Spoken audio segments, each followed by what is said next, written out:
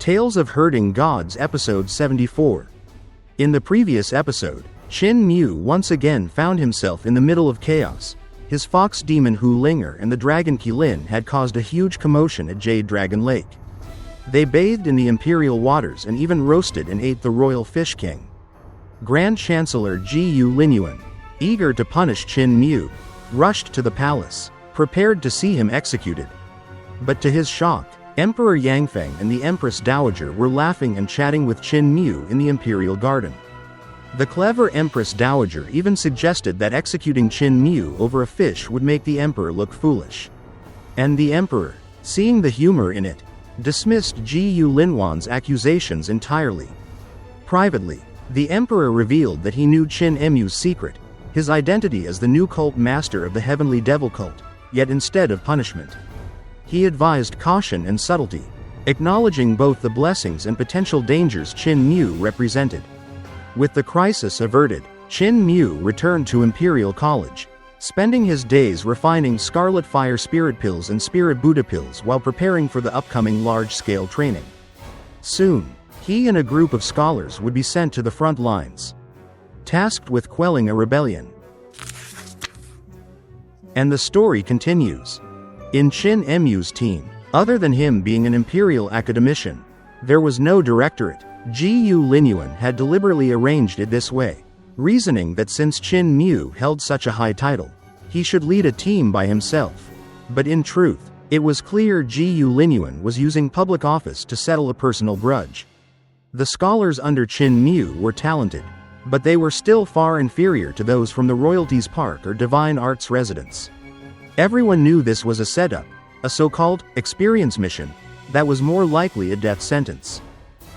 The group assigned to Qin Mu included familiar faces: Chen Wanyan, Monk Yun Ke, Yu Qinghong with her wolf slave, and xianxia. Initially, there was also Qin Yu, a member of the influential Qin family in the capital, but thanks to his connections, he managed to have himself transferred to another team led by a directorate, conveniently avoiding Qin Mu's doomed group.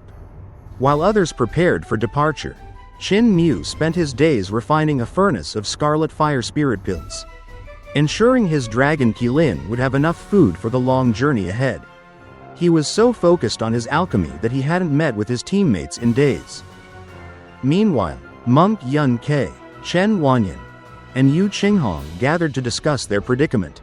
Yun Ke voiced what everyone feared: this mission would likely end in death. They didn't even have a divine arts practitioner among them. But Chen Wanyan calmly corrected him. He had been suppressing his cultivation on purpose and could break through to the Six Directions realm at any time. Even so, Yu Qinghong pointed out that the southern front was overrun with rebel sects, each boasting many divine arts experts. One divine arts practitioner wouldn't make much difference. Chen Wanyan frowned, admitting that Qin Mu's youth and inexperience worried him most. He'd barely seen the world, and leading a team into the chaos of war seemed reckless. When he turned to xianxia for her opinion, she only smiled shyly and said nothing. The uneasy silence that followed spoke volumes. Finally, Monk Yun Ke sighed that they should at least prepare some escape divine arts, just in case. When the day of departure came, hundreds of scholars gathered before the Hall of Supreme Learning. The directorates inspected their teams as ships descended from the sky to carry them to the front lines. Gu Linuan approached Qin Mu, feigning concern, asking if he had hired a ship.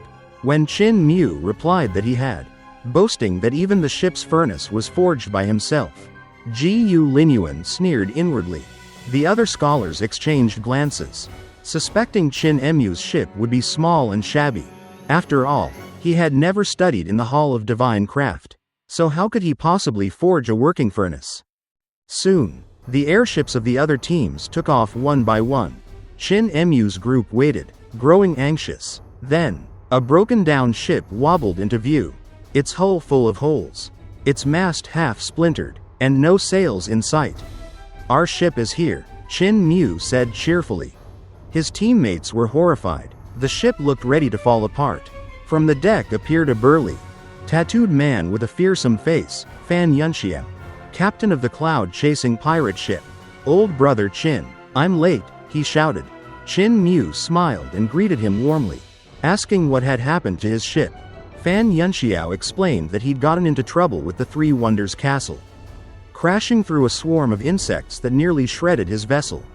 Qin Mu introduced his companions as they boarded. Yu Qinghong looked around uneasily. The crew was made up of rough, scarred men, many missing an eye or a nose. It was obvious they were bandits. Chen Wanyan whispered that they'd likely been tricked. These men were dangerous outlaws and expert fighters. But before anyone could react, the dilapidated ship suddenly lurched forward, accelerating violently. The sound of wind roared past as it broke the sound barrier.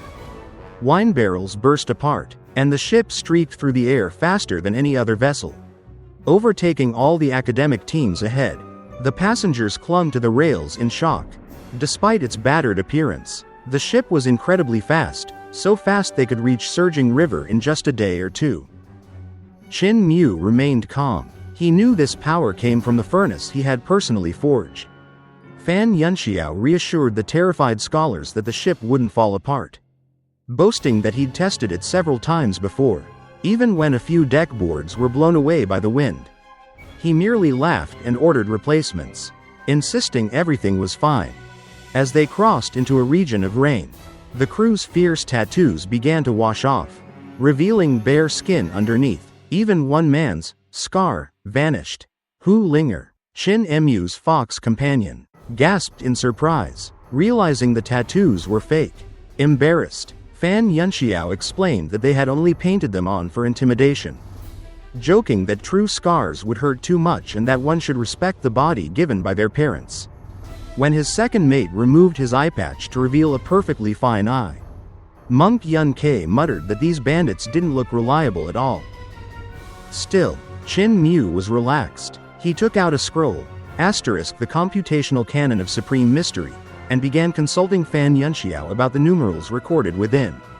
The two spoke deeply about Dao sect's mathematical philosophy.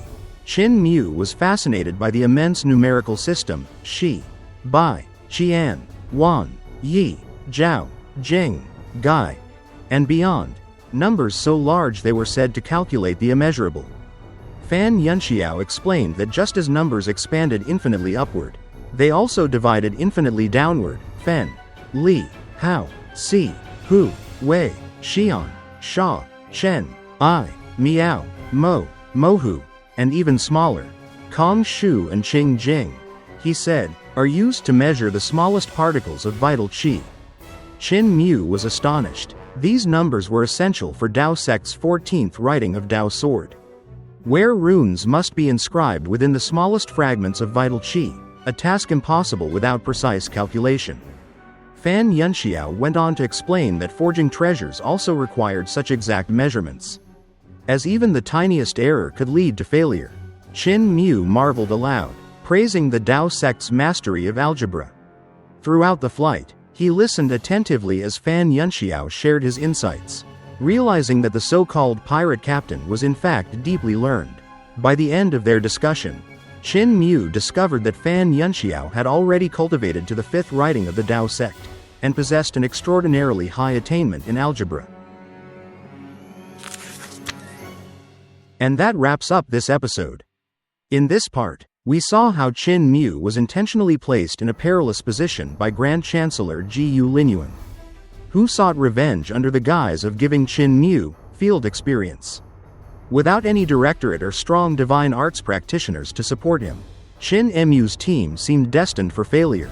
Yet, as always, he faced the challenge with calmness, resourcefulness, and quiet confidence.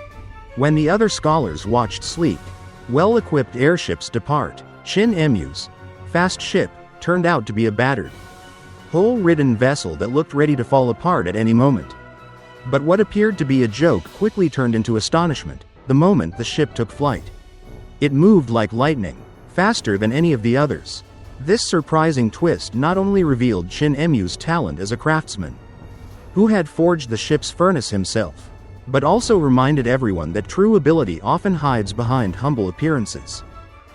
Throughout the journey, the seemingly fearsome bandits with tattoos and scars were gradually revealed to be harmless, and even humorous, former outlaws who had painted their intimidating looks. Their dynamic with Qin Mu added both comedy and warmth to the tense atmosphere, showing how Qin Mu's kindness and curiosity allowed him to connect with anyone, no matter their background. But the highlight of this episode lies in Qin Mu's deep conversation with Fan Yunxiao about the asterisk computational canon of supreme mystery. Through their discussion, we learn of the immense numerical systems and mathematical theories of the Tao sect, concepts so precise that they could measure even the smallest particles of vital qi. These calculations weren't just numbers, they were the foundation for crafting treasures, performing divine arts, and comprehending the structure of the cosmos itself.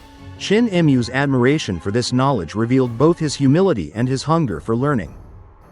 By the end of the episode, we also see that Fan Yunxiao, despite his rough background, was far from ordinary. He had reached the 5th writing of the Tao sect, a testament to his extraordinary mastery of algebra and Taoist understanding. Altogether, this episode beautifully balances humor, wisdom, and hidden depth. It reminds us that appearances are deceiving, that knowledge can come from unexpected places, and that Qin Mu's journey is as much about understanding people as it is about gaining power. If you enjoyed this episode or found it interesting, don't forget to like the video and subscribe to the channel to stay updated with the latest episodes following Qin Mu's remarkable adventures. Thank you so much for watching, and see you in the next video.